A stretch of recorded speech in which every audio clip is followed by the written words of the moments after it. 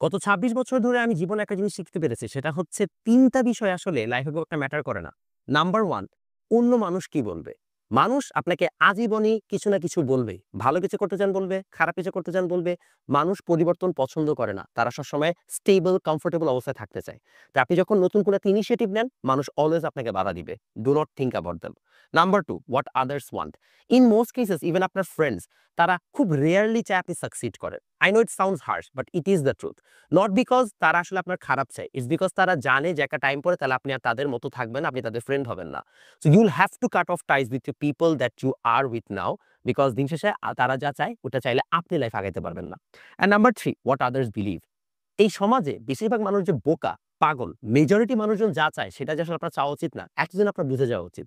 because এই সমাজের বেশিরভাগ মানুষ চিন্তা করে দেখেন, বাংলাদেশ স্বাধীন মানে 2.0 আসার আগে বেশিরভাগ মানুষ চায় তো আপনি যেন দুর্নীতি করেন, তারা দুর্নীতিকে বাহবা দিত, তারা